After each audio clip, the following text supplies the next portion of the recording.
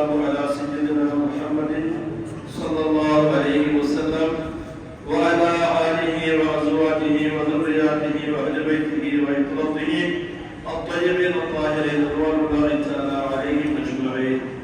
أما بعد فقد قال الله تعالى في فرقانه المجيد: أعوذ بالله من الشيطان الرجيم. بسم الله الرحمن الرحيم. لا تقنطوا من رحمة الله. صدق الله العلي العظيم. எல்லா புகழும் புகழ்ச்சியும் இறைவன் அல்லாஹ்வுக்கே. அல்ஹம்துலில்லாஹ். ஸலாத்தும் கருணையும் ஸலாம் என்னும் இறைவன் சத்திய நபியினார் சன்மார்க்க போதகர் தூர்ஜானி மதீனா ரசூலை கொண்டோர் ரசூலே அக்ரம் ஸல்லல்லாஹு அலைஹி வஸல்லம் அன்னவர்கள் பேரிலும் அன்னவர்களின் பரிசுத்தமான குடும்பத்தினர்கள் அன்னவர்களின் தோழர்கள் அன்னவர்களின் துயர்ந்தவர்கள் நாதர்கள் நல்லவர்கள் அனைவர் மீதும் என்னென்றும் நிலைநிறுத்துவார். அருமையான பெருமக்களே, அல்லாஹ்வின் நல்லடியார்களே, அல்லாஹ் நமக்களித்த மிகப்பெரும் பாக்கியங்களில் ஒன்றாகிய இந்த சங்கையான ரமலானை அடைந்து அதிலே நோன்பு நோக்கக்கூடிய பாக்கியத்தையும் இரவு நேரங்களிலே நின்று வணங்கக்கூடிய பாக்கியத்தையும் அல்லாஹ் எனக்கும் உங்களுக்கும் தந்திருக்கிறார். அல்ஹம்துலில்லாஹ் அல்ஹம்துலில்லாஹ். யா அல்லாஹ், இதுவரை நாங்கள் நோற்று நோன்புகளை எல்லாம் எங்களிடமிருந்து பரிபூர்ணமாக கபூல் செய்து கொள்வாயாக. யா அல்லாஹ், நாங்கள் தொழுத தராவீஹ்களை எல்லாம் எங்களிடமிருந்து ஏற்றுக்கொள்வாயாக. யா அல்லாஹ், இருக்கக்கூடிய ரமலானிலே முழுவதையும் அழகான முறையிலே நோன்புகளை நோற்பதற்கும் எல்லா தராவீஹ்களை தொழுவதற்கும் உடலிலே ஆரோக்கியத்தையும் ஆஃபியத்தையும் தந்தருள் புரிவாயாக. யா அல்லாஹ், இந்த ரமலான் எங்களை விட்டு பிரிவதற்கு முன்பதாக ரமலானை ஈடேற்றம் ஆக்கியவர்கள் கூட்டத்திலும் ரமலான் எங்களில் விட்டு ஈடேற்றமாக சென்றவர்கள் கூட்டத்திலும் எங்களை ஆக்கியது புரிவாயாக. யா அல்லாஹ், இந்த ரமலானிலே நீ விரும்பக்கூடிய நல்லறங்கள் நல்லவர்கள் செய்யக்கூடிய தௌஃபீக்கை அத்தனை பேருக்கும் தந்தருள் புரிவாயாக. அருமையான பெருமக்களே, எல்லாம் நல்லடியார்களே, எனக்கு தந்திருக்கக்கூடிய தலைப்பு பாவ மன்னிப்பு. பாவ மன்னிப்பு என்ன நாங்கள் எல்லாம் நினைத்துக் கொண்டிருக்கிறோம். ஹஜ்ரத்தினால சொல்லித் தரக்கூடிய தௌபாவை சொல்லிட்டோம் சொன்னா இதுதான் பாவ மன்னிப்பு. பாவ மன்னிப்பு என்பதனுடைய மிகவும் பிரதானமானது உணர்தல் என்கின்ற ஒன்று. எதை உணர்ந்தது?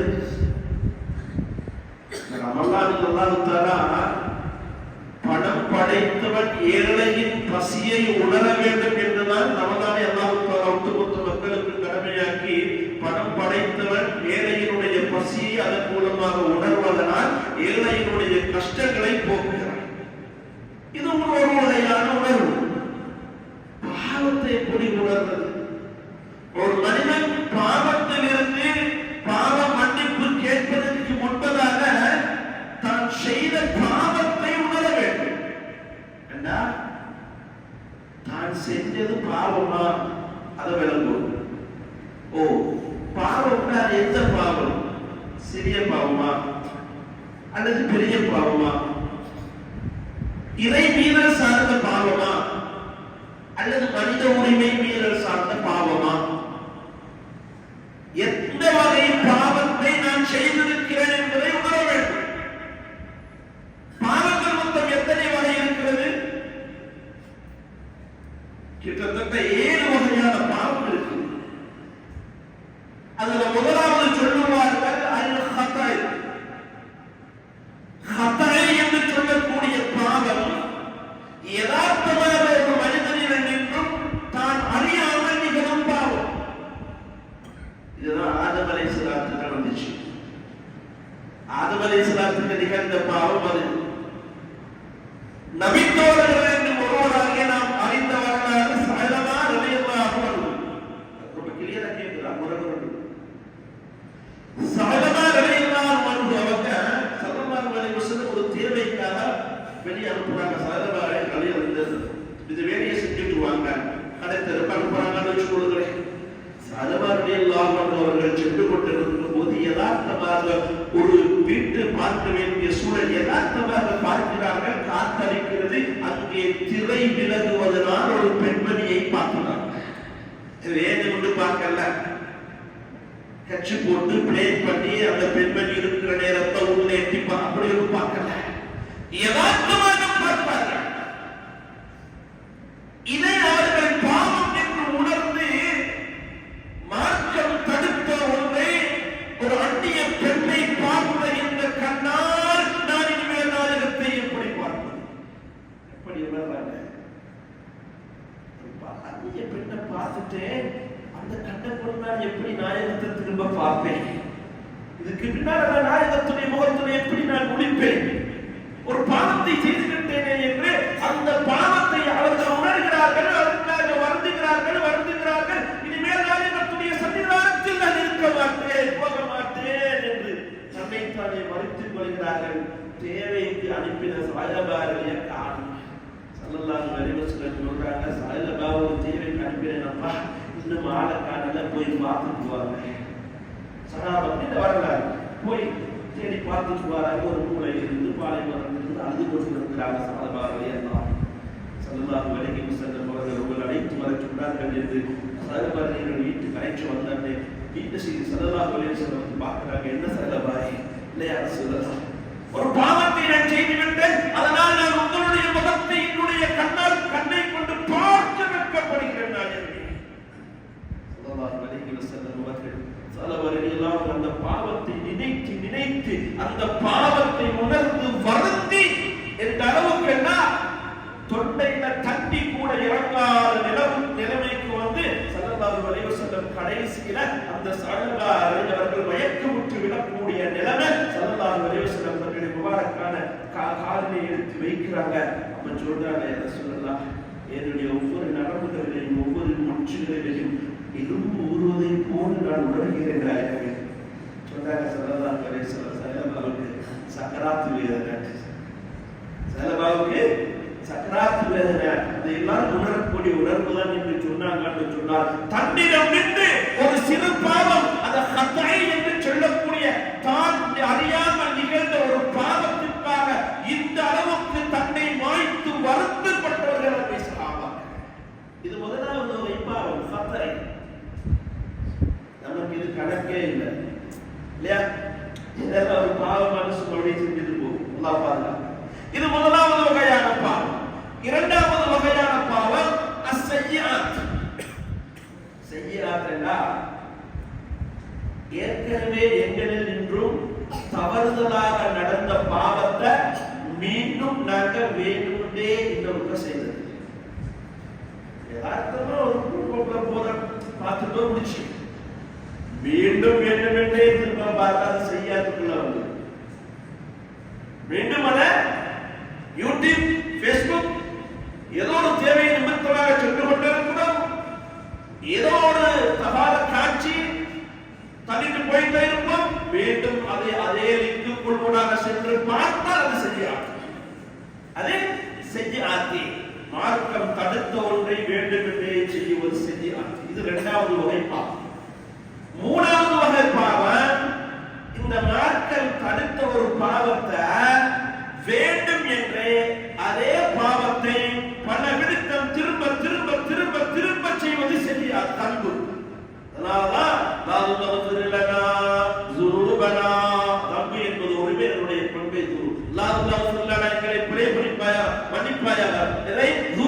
எங்களுடைய பாவங்களை, அந்த பாவம் என்ற அர்த்தம், இந்த நூறு என்பது எந்த பாவத்தை மார்க்கம் தடை செய்ததோ அதை வேண்டும் என்று மீண்டும் மீண்டும் மீண்டும் நாங்கள் செய்வோமாக இருந்தால் அது செய்யாத்துக்கு உள்ளவன்.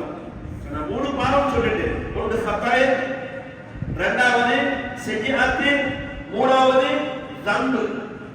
நாலாவது பாவம் அல் இஸ்ம். இஸ்ம் என்று சொல்லக்கூடிய பாவம். இந்த பாவம் எப்படிப்பட்டதுன்னா நன்மைகளை அழிச்சு. இந்த பாவம் எங்களில் நிகழ்வாக இருந்தால் இஸ்மு வகையை சார்ந்த பாவம் யார் செய்கிறார்களோ அவர்களிடத்தில் இருந்து நன்மைகள் அளிக்கப்படும். உதாரணமாக மது அருந்துவது தவறு, கூடாது, மார்க்கம் ஹராமாக்கியது. அதை ஒருவர் அருந்துவதாக இருந்தால் அதன் மூலமாக அவருடைய நன்மைகள் அளிக்கப்படும். சிம்பிளா விளக்க சொல்வதாக இருந்தால் நாயகம் ஸல்லல்லாஹு அலைஹி வஸல்லம் அவர்களுடைய விடயத்தில் அவமரியாதையாக நடந்து கொண்டார். ஸல்லல்லாஹு அலைஹி வஸல்லம் அவருடைய விஷயத்துல தரக்குறைவாக அவமரியாதையாக நடந்து கொண்டால் அல் குர்ஆன் சொல்லும் உங்களுடைய நல்லவர்கள் அழிக்கப்படும். அப்ப நாயகம் ஸல்லல்லாஹு அலைஹி வஸல்லம் அவர்களுடைய விடயத்தில் அவமரியாதையோடு நடந்து கொள்வது அந்த இஸ்மி என்ற வகையை சார்ந்த பாவம். அந்த பாவங்களினால் நாம் செய்த நன்மைகள் அழிக்கப்படும். அல்லாஹ் பாதுகாக்கும். இதைத்தான் எங்களுடைய மூதாதையர்கள் சொல்லுவாங்க, குளிச்ச பெய்து மேல சேர்த்த பூசி கொள்வார். குளிச்ச பெய்து மேல சேர்த்த ஆட்டுக்கு எது குளிச்ச போறோம், உடம்பெல்லாம் சுத்தமாய் நல்லா ஆவாரம் தானே. ஒரு சேர்த்த பூசிட்டு வந்தாடா இது மாதிரிலாம். இந்த சிலருக்கு பள்ளிக்கு வந்து நன்மை செய்ய வாராது வெளியில போகும்போது இப்படித்தான் செலவங்க போவாங்க. அல்ல இதெல்லாம் பாதுகாக்கப்பட்ட இந்த கூட்டத்தில் இது இஸ்மு என்று சொல்லக்கூடிய வகையை சார்ந்தது. ஐந்தாவது அல் கபாயிர் என்று சொல்லக்கூடிய பெரும்பாவம். இந்த பெரும்பாவம் இரண்டு வகைகளாக பிரியும். ஒன்று வெளிப்படையானது, வெளிரங்கமானது. இரண்டாவது உள்ரங்கமானது. அல்லாஹ் பாதுகாக்கணும். ஒருவன் மது அருந்துகிறான், விபச்சாரம் செய்கிறான் என்றால் இவைகள் எல்லாம் பெரும்பாவத்தினுடைய வெளிப்படையான பாவத்திற்கு வரும். வெளிப்படையான பெரும்பாவம். இரண்டாவது ஆறாவது பகுதி வெளிப்படையான பாவங்களில் உள்ரங்கமான பாவம் பெருமை, தற்பெருமை, கிபரி, முகஸ்துதி. நான் தான் என்ன ஆள் இல்லை. அல்லாஹ் பாதுகாக்கும். அந்த நான் என்கின்ற மமதை, எனக்கு தான் எல்லாம் தெரியும் என்று அடிச்ச ஆள் இல்லை, நான் தான் இங்க பெரிய மனுஷன். அல்லாஹ் பாதுகாப்பான். இப்படி ஒரு மனிதன் தன்னை பெருமைப்படுத்தி பேசுவாராக இருந்தால் அதுவும் பெரும்பாவத்தினுடைய இரண்டாவது பகுதிக்குள் வரும். அடுத்தது முகஸ்துதி, தொழுற, நோன்பு, இஃப்தார், கண்டி, ஜகாத்து. அல்லாஹ் பாதுகாக்கணும். இவைகள் எல்லாம் எதற்காக வேண்டி கொடுக்கிறார்? முகஸ்துதி, பேருக்கு பெருமைக்காக வேண்டி கொடுப்பாராக இருந்தால் அது இந்த ஆறாவது வகையில வரும். ஸல்லல்லாஹு அலைஹி வஸல்லம் சொன்னாங்க, நாளைக்கு கியாமத்துடைய நாளையில அல்லாஹ் தஆலா 3 பேரை விசாரிப்பார். அதுல ஒருத்தர் யாருன்னு கேட்டா, இஸ்லாத்துக்காக வேண்டி புனித போர் யுத்தம் செய்த ஒரு ஷஹீத். அல்லாஹ் அவரை கூப்பிட்டு, உலகத்தில் உனக்கு நல்ல உடல் வலிமையை தந்தேன், சக்தியை தந்தேன், வீரத்தை தந்தேன், நீ அதை எப்படி பயன்படுத்தினார்? சொல்லுவா, யா அல்லாஹ், நான் உனக்காக மார்க்கத்தில் போய் நான் என் உயிரை மாய்த்துக் கொண்டேன். அல்லாஹ் சொல்லுவா, நீ உயிரை மாய்த்துக் கொண்டாய், உண்மைதான். எதற்கு தெரியுமா நீ உயிரை மாய்த்துக் கொண்டாய்? உலகத்திலே நீ ஒரு ஷஹீத் என்று பேசப்பட வேண்டும் என்கின்ற பெருமைக்காக யுத்தம் செய்தாய். உன்னுடைய நோக்கம் உலகத்தில் நீ ஷஹீத் என்று பேசப்பட்டு விட்டது. என்னிடத்தில் எதிர்விட நீ நரகத்துக்கு போனதா சொல்லுவாங்க. இரண்டாவது ஒரு தனவன், செல்வன். சொல்றாரு, ஆஜியார் கொடுக்கிறார். அல்லாஹ் கூப்பிடுற, வாங்க, உனக்கு இவ்வளவு பணத்தை தந்தேனே, செல்வத்தை தந்தேனே, என்ன செஞ்சீங்க? ஓ, நான் நோக்கில கொடுத்தேன், அப்படி எல்லாம் கொடுத்தேன், பாசம் கொடுத்தேன், கற்றுக் கொடுத்தேன். அல்லாஹ் சொல்லுவான், நீ எல்லாம் கொடுத்ததெல்லாம் உண்மை. நீ யாருக்காக நீ கொடுத்த தெரியுமா? உலகத்தில் நீ கொடையாளி என்று பேசப்பட வேண்டும் என்பதற்காக வேண்டி நீ கொடுத்தாய். அது உலகத்தில் பேசப்பட்டு விட்டது. என்னிடத்தில் உனக்கு எதிர்வினை நரகத்துக்கு போ. மூணாவது ஒரு காரி, குர்ஆன் அல்லாஹ் ஓதுறாரே, காரி. அல்லாஹ் உனக்கு அழகான குரல் வார்த்தையை தந்தேன், நல்ல மன சக்தியை தந்தேன், இதை நீ செய்தாய். அழகா ராகம் போட்டு ஓதி தொழில் செய்யலாம். நீங்க சொல்றாங்க ஓதுறியா? அல்லாஹ் இந்த காரி சொல்லுவார். அல்லாஹ் சொல்லுவார், ஆமா நீ செய்தாய். எதற்காக வேண்டி செய்தா தெரியுமா? கண்ணத்தில் காரியம், நீ உலகத்தில் ஒரு காரி அழகாக குர்ஆன் ஓதுகிறாய் என்று மக்களால் பேசப்பட வேண்டும் என்பதற்காக வேண்டி நீ செய்தாய். அது உலகத்திலே உனக்கு கிடைத்து விட்டது. என்னிடத்தில் எதிர்வினை நீ நரகத்துக்கு போய் என்று அல்லாஹ் சொல்லுவானே. இந்த முகஸ்துதிக்காக வேண்டி செய்யப்படக்கூடிய அமல்கள் ஆறாவது வகை பாவத்துக்குள் வரும். பெரும்பாவங்கள்ல முகஸ்துதி, பெருமை இவைகளுக்குள் வரும்.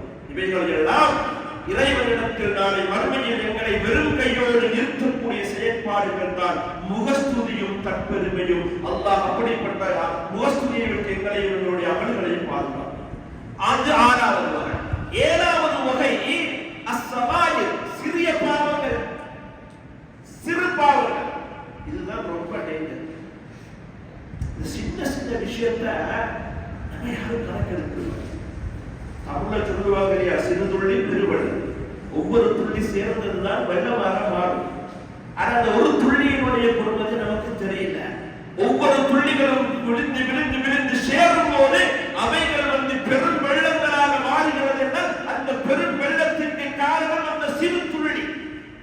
இது மாதிரிதான் இந்த சின்ன பாவம். அன்றாடம் அல்லாஹ் பாதுகாக்க வேண்டும். ஒரு மனிதனில் இருந்து இந்த சிறு பாவம் அன்றாடம் நிகழ்வாக இருந்தால் அந்த அன்றாடம் நிகழக்கூடிய ஒவ்வொரு நாளும் செய்யக்கூடிய சிறு பாவம் சிறு பாவம் சிறு பாவம் சிறு பாவம் தானே, சின்ன பாவம் தானே என்று அதை கணக்கெடுக்காமல் அவர் செய்யும் போது அந்த சிறு பாவங்கள் மழை பிரமாண்டம் மாதிரி அவைகள் நாளை மறுமையில் இவருக்கு தடையாக வந்து நிற்கும். காரணம், இவர் அந்த பாவத்தினுடைய பொறுமதியை விளங்க. பாவம் சின்ன பாவம் தானே என்று கவனக்குறைவாக இருந்து விட்டார், கணக்கெடுக்காமல் இருக்கிறார். சின்ன பாவம் தானே, ஒரு சின்ன பொய் தானே, ஒரு சின்ன பொய் தானே என்று இப்படி கணக்கெடுக்காமல் இருக்கக்கூடிய அந்த சிறு சிறு பொய்கள் நாளை மறுமையில் இவனுக்கு மழை பிரமாண்டம் மாதிரி வந்து இவனை சுவனத்தில் நுழைவதை விட்டும் தடுக்கக்கூடியதாக இருக்கும். அவர்கள் சொல்லி காட்டுவார்கள், ஒரு உண்மையான முஃமின் ஒரு சிறு பாவம் அவனில் நின்று நிகழ்வாக இருந்தால் அவன் எப்படி பார்ப்பார் தெரியுமா? அதை பெரிய பாவத்தினுடைய அந்தஸ்தை வச்சு பார்ப்பான். இந்த பாவத்தை செஞ்சுட்டேன், இந்த தப்பு செஞ்சுட்டேனே, இந்த பெரிய செஞ்சுட்டேனே, இந்த தவறு என்று அந்த சிறு பாவத்திற்காக தன்னை தானே அவன் வரித்துக் கொள்ளுவான். யாரே? ஒரு முஃமின். முஹம்மது முனாஃபிக் அல்லாஹ் பாதுகாக்கணும். ஒரு நயவஞ்சகனாக இருந்தா அவன் எவ்வளவு பெரிய பாவத்தை செஞ்சாலும் கணக்கெடுக்க மாட்டான். அந்த பாவத்தினுடைய பிரதிபலன் நாளை எப்படி இருக்கும் கணக்கெடுக்க மாட்டான். அல்லாஹ் பாதுகாக்கணும். இது யாருடைய தன்மை? இது முனாஃபிக்கினுடைய தன்மை. முஃமினுடைய தன்மை, அவனில் நின்று ஒரு சிறு பாவம் நிகழ்ந்து விட்டாலும் அந்த பாவத்திற்காக வேண்டி அவன் தன்னை தானே மறுத்துக் கொள்வான், வருந்துவான். இதைத்தான் தௌபாவும் எதிர்பார்க்கும். நம்ம எல்லாம் தௌபா செய்யணும், நமக்கு எல்லாம் ஆசை. நம்ம எல்லாம் மௌத்தாகிறதுக்கு முன்னால ஒப்புக்கொள்ளப்பட்ட தௌபாதாரிகளாக மௌத்தாகணும். அல்லாஹ் அந்த வாக்கியத்தை நடத்தும். இப்ப நம்ம அல்லாஹ் தஆலாவிடத்துல தௌபத்தன் நசூஹா என்று சொல்லக்கூடிய தூய்மையான கலப்படம் இல்லாம ஒப்புக்கொள்ளப்பட்ட தௌபாதாரிகளாக, பாவங்கள் எங்களுடைய உடம்புகளை விட்டு அகற்றப்பட்டவர்களாக நானும் நீங்களும் மரணிக்க வேண்டும் என்று ஆசைப்பட்டா நம்ம தௌபா செய்யணும் வேண்டாம். தௌபாவுக்கு முன்னால நானும் நீங்களும் செய்ய வேண்டிய முதலாவது வேலை என்ன தெரியுமா? அந்த பாவத்தை உணர்றது. நான் சொன்ன 7 வகையான பாவம். இந்த 7 வகையான பாவத்துல எந்த வகை பாவத்தை நான் செய்திருக்கிறேன், என்னில் நின்றும் இந்த 7 வகை பாவங்களில் எது நிகழ்ந்திருக்கிறது? தெரியாமல் நிகழ்ந்ததா, தெரிந்து நிகழ்ந்ததா? தெரிந்து பாவம் என்று தெரிந்ததை ஒரு விடுத்தம் செய்தேனா, பாவம் என்று தெரிந்ததை மீண்டும் மீண்டும் பலவிடுத்தம் செய்தேனா, என்னுடைய செயற்பாடுகளால் என்னுடைய நல்லவர்கள் அளிக்கப்பட்ட பாவத்தை செய்தேனா, பெரும்பாவத்தை செய்தேனா, முகஸ்துதி சார்ந்த பாவத்தை செய்தேனா, எந்த பாவத்தை நான் செய்தேன் என்று முதலில் நம்ம பாவம் செய்து விட்டோம் என்பதை உணரும். அந்த ஒரு மனிதன் திருந்துவதற்கு ஒரு நொடி பொழுது போதும். ஒரு ரமலான் எல்லாம் வர தேவையில்ல, 27 வரைக்கும் இருக்கணுங்கிற அவசியம் இல்லை.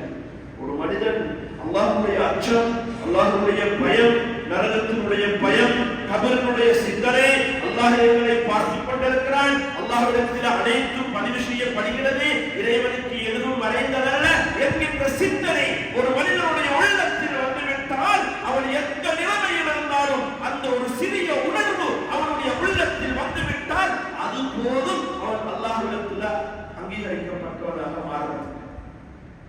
மாசக்கணக்கு, வருஷக்கணக்கு, லைட் ஓப்பன், சுத்தம் போட்டு தூர்வாச்சு, இதெல்லாம் ஒரு நடைமுறையில் இருப்பது. உண்மையிலேயே தூர்வா என்பது ஒவ்வொரு மனிதனும் உணர்வது.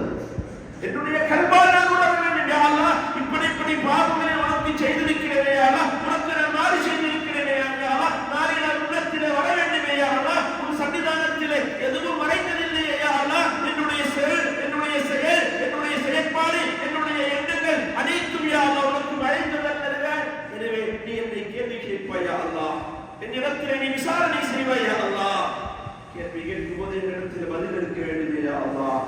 என்று இனிமேல் அந்த பாவத்தை முதலாவது எந்த பாவத்தை சொல்லுமோ அந்த பாவத்தை உணர்வது, அந்த பாவத்தை கல்விக்கு முன்னால் கொண்டு வந்து நிறுத்துவது. இந்த பாவத்தை நான் செய்திருக்கிறேன், இந்த பாவத்தை நான் செய்திருக்கிறேன். கண்களை கொண்டு வந்து ஒரு நொடி பொழுதை நீங்கள் உணர்ந்து விட்டு நீங்கள் பாவம் செய்து விட்டோம் என்பதை, நாங்கள் பாவம் செய்து விட்டோம் என்பதை நான் நீங்கள் ஒப்புக்கொண்டு இறைவனிடத்தில் சரணடைந்து விட்டால் அதுதான் உண்மையான தோல்வா. அல்லாஹ்வை அச்சம் ஒரு நொடி பொழுதில் வருகிறா, ஒரு செகண்ட்ல வருகிறா, அதுதான் உண்மையான பாவம். சலதார்கள் சில தொழில் காட்டினார். எல்லா உலமாக்களும் தௌபாவுடைய விஷயத்துல சொல்லக்கூடிய அழகான செய்தி. முன்னைய காலத்தில் ஒரு மனுஷர் இருந்தார். புள்ளகுலக்கு மார்க்கத்துல நல்ல விஷயம் எதுவுமே செஞ்சதில்லை, நல்ல விஷயம் எதுவுமே செஞ்சதில்லை. கடைசி தருவாய் புள்ளகுலக்கு வசியத்தை பண்றாரு, நான் இன்னைக்கு மௌத்தா போயிட்டேன், நான் மௌத்தா போனா நீங்க என்ன செய்யணும், என்ன புதைக்க கூடாது, அடக்கம் செய்யக்கூடாது, மாறாக நீங்க என்ன செய்யணும், என்ன நீங்க எரிக்கணும், நெருப்புல எரித்து அந்த சாம்பல பல பகுதிகளாக பிரித்து ஒரு பகுதியை நீங்கள் மலை பிரதேசங்களிலும், அடுத்த பகுதியை கடல் நீங்களும், அடுத்த பகுதியை காற்றிலும் தூவ விட வேண்டும். அப்படி 3 இடத்துல தூவி அல்லாஹ்கிட்ட சேர்க்கிறது கஷ்டமோ, அல்லாஹ் சேர்க்கிறது கஷ்டமோ, ரப்புல் ஆலமீன் சேர்த்துடுவான் அப்படின்னு அதை சேர்த்து. அதனாலதான் இப்ராஹிம் அலைஹிஸ்ஸலாம் கொடுத்தத கடலோரத்தில் போய்கொண்டு இருக்கும் போது, கடலோரத்தில் போய்கொண்டு இருக்கிறாங்க ஒரு செத்த பிராணி, கடல் அலைகள் அடிச்சுட்டே இருக்குது. அந்த பிராணியுடைய சில மாமிசங்களை மீன் உண்ணுது. திரும்ப அந்த மாமிசம் கரைக்கு வருகிறது, எறும்புகள் உண்ணுது. மீண்டும் அந்த மாமிசம் கடலுக்கு போகுது, மீன் உண்ணுது. திரும்ப கரைக்கு வருகிறது, பறவைகள் அந்த மாமிசத்தை உண்ணுது.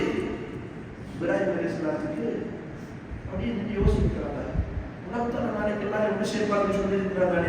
இப்ப இந்த செத்த மாமிசத்தினுடைய சில பகுதி மீனுக்கு உணவாக சென்றிருக்கிறது, பறவைக்கு உணவாக சென்றிருக்கிறது, எறும்புக்கு உணவாக சென்றிருக்கிறது.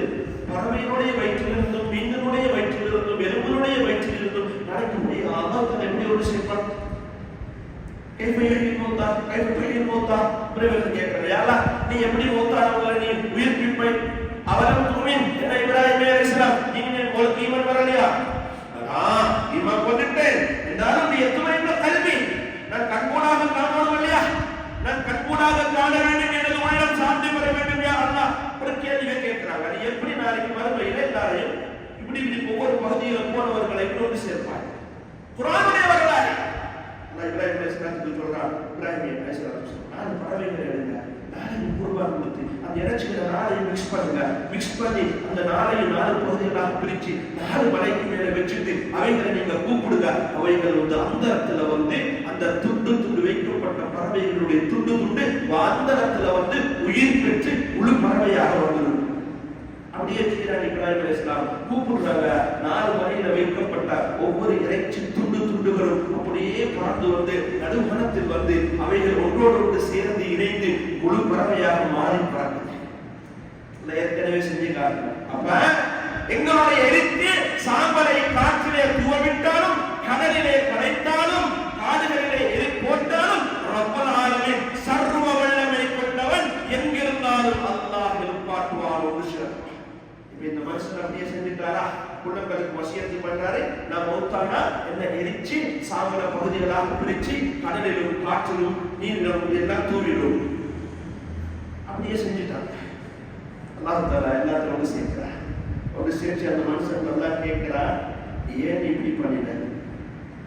நெருப்பால வேதனை செய்யக்கூடிய சக்தி, நெருப்பால ஒன்றை எரிக்கும் சக்தி ரப்புல் ஆலமீனுக்குரியது. அது எனக்கும் உங்களுக்கும் உரியது அல்ல. முதியெல்லாம் சொல்லுவா, பாம்பு அடிச்சுட்டு அது மற்ற விற்பனைகள் ஏது பாம்பு வரும்? நெருப்பினால் அதாவது செய்யும் சக்தி இறைவனுக்குரியது மாத்திரம், அது மனிதர்களுக்குரியது அல்ல. அல்லாஹ் கேட்கிறாங்க, இப்படி பண்ணினீங்க, எதுக்காக நீங்க இப்படி பண்ணீங்க? அந்த மனுஷன் ஒரே ஒரு வார்த்தை இருக்காங்க, உனக்கு பயந்து நான் செஞ்சேன், உன்னுடைய வேதனையை பயந்து நான் செஞ்சேன், கபருடைய வேதனையை பயந்து நான் இப்படி செய்தேன். உண்மையிலேயே என்னை பயந்தாயா? ஆமியா அல்லாஹ், உன்னை பயந்து உன்னுடைய அச்சத்தினால் நான் இப்படி செய்து விட்டேன். அல்லாஹ் சொல்றான், ஒரு நொடியில் நீ என்ன பயந்தாய்? என்னை நீ பயந்தாய் பார், அந்த ஒரு நொடி அது போதும் உன்னுடைய பாவங்கள் மன்னிப்பதற்கு, நீ சொர்க்கத்துக்கு போய் என்று அல்லாஹ் தஆலா சொல்லி தரான் என்றால், ஒரு மனிதன் திருந்துவதற்கும் அவனுடைய திருப்பு முறையாக அமைவதற்கும் அவருக்கு ஒரு நொடி பொழுது போதும். இதைத்தான் இந்த செய்தி நமக்கு சொல்லி தரும். முதலாவது நாம் செய்த பாவத்தை உணர்வது, பாவம் சொல்லிட்டோம். இரண்டாவது அந்த பாவத்தை உங்களுடைய முன்னுக்கு நிப்பாட்டியாளா இப்படிப்பட்ட பாவத்தை நான் செய்திருக்கிறோம். இந்த பாவம் என் உமக்கும் அப்பக்காரத்துக்கு டீச்சருக்கு சமூகத்துக்கு இவருடைய தெரியாம இருக்கலாம், ஆனா உனக்கு தெரியாது இல்லையா? நான் செஞ்ச பாவம் என்னுடைய சொல்லால, என்னுடைய செயலால, என்னுடைய செவியால, என்னுடைய உடலால, என்னுடைய கையால, என்னுடைய காலால, என்னுடைய உலகால நான் என்னென்ன பாவங்கள் செய்திருக்கிறேன் யாரா, அவைகள் எல்லாம் உனக்கு தெரியும் யாரா. இது அந்த பாவங்களை உனக்கு முன்னால் வைக்கிறேன் யாரா, சமர்ப்பிக்கிறேன் யாரா. அந்த பாவங்களை நீ மிகவும் கழிந்தரும் யாரா. அந்த பாவங்களை மறைக்கும் மண்ணுக்கு மாற்ற உன்னை என்று வேறு யாருக்கும் இல்லை யாரா. அவருடைய அன்னைகள் நாங்கள் யாரா பாவத்தை மன்னிச்சியா சாரணை வைக்கிறார். இதே இடத்துல ஒரு சார் அழைச்சிட்டோம் சொன்னார், அது போதும். அதுதான் எங்களுடைய ரியல் தௌபா, உண்மையான தௌபா.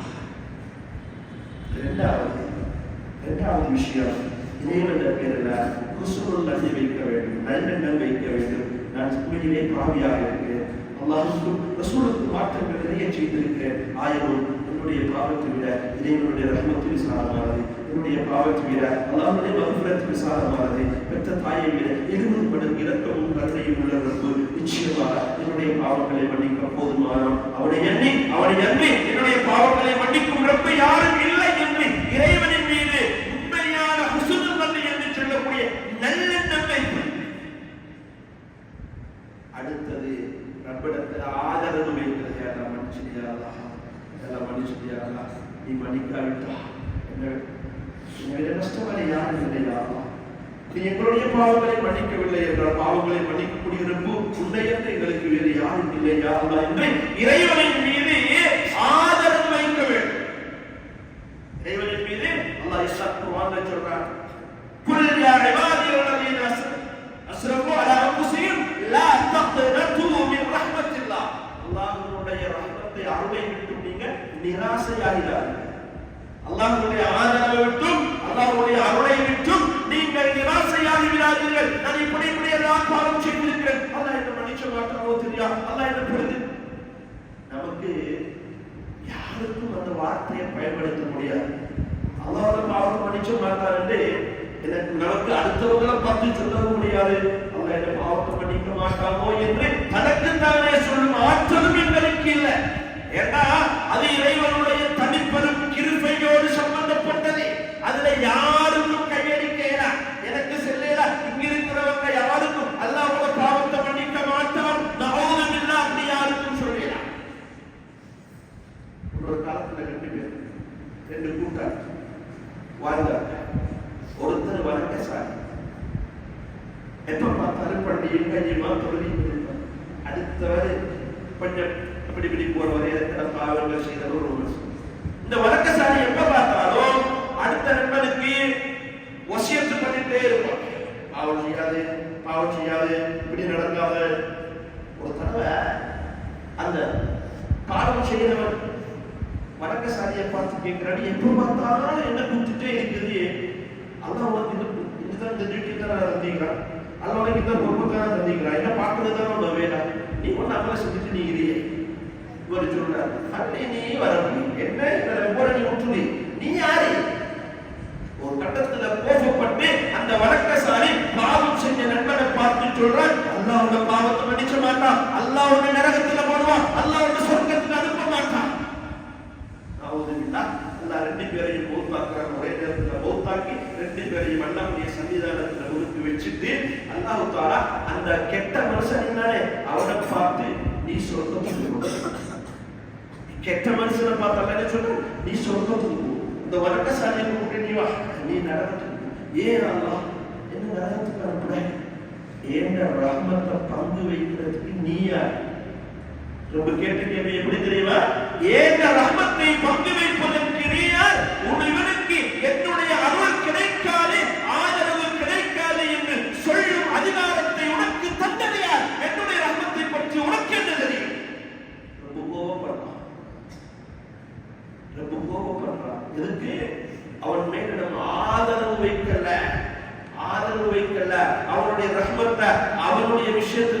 கையை வச்சுட்டோம், அவன் பாவங்களை மன்னிக்க மாட்டான் என்று இன்னொருவரை பார்த்து நாங்கள் சொல்லிட்டோம்னா அல்லாஹ் பாதுகாக்கணும். எங்களை கடைசி முடிவுக்கே வரமாகும். ஆக முதலாவது பாவம் செஞ்சனாக எந்த வகை பாவங்களை செய்திருக்கிறோம் அந்த பாவத்தை முன்னிலைப்படுத்துவது, அதுக்கப்புறம் என்ற பாவங்களை மன்னிக்கிறது ரப்புதான் என்கின்ற உசுரு நன்மை வைப்பது, யா அல்லாஹ் பாவங்களை மன்னித்து விடு என்று ஆதரவு வைப்பது. அதுக்கப்புறம் தான் எங்கள் இறைவனிடத்தில் நம்ம கையேறி செல்வது. அடுத்தது மிக முக்கியமான ஒன்று, கடைசியாக சொல்லி நிறைவுக்கு வருகிறேன். கடைசியாக இவைகளுக்கெல்லாம் தாண்டி வர வேண்டியது யாரா உறுதிப்பாடு இருக்க வேண்டும். இனிமேல் ஒருபோதும் இத்தகைய பாவங்களை நான் செய்ய மாட்டேன். இதெல்லாம் வந்தால் போதாது.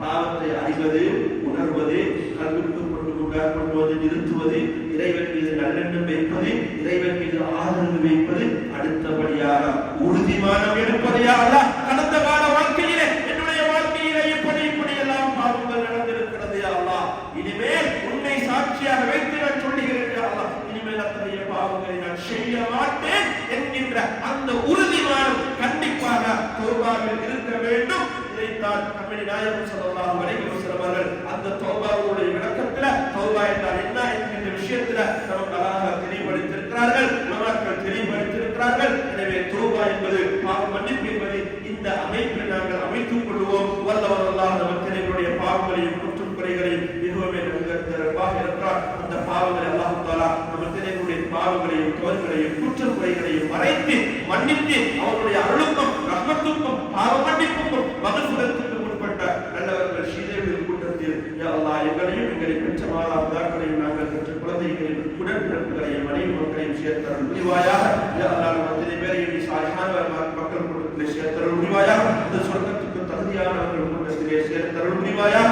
யா அல்லாஹ் அத்தனை பேருடைய ஜனாசாக்களை சாலிஹான ஜனாசாக்களாக ஆக்கியருள் புரிவாயாக. மரணத்திற்கு முன்பதாக உன்னால் ஒப்புக்கொள்ளப்பட்ட தௌபா செய்யக்கூடிய நல்ல நசீபை நம்ம திருவேருக்கும் தந்து அமர் இபாதத்தின் மீது ஒரு இஷ்கையும் ஒரு விருப்பத்தையும் தந்து பாவங்களை கண்டால் தூர விலகக்கூடிய நசீபையும் பாவத்தின் மீது ஒரு வெறுப்பையும் தந்தருள் புரிவாயாக.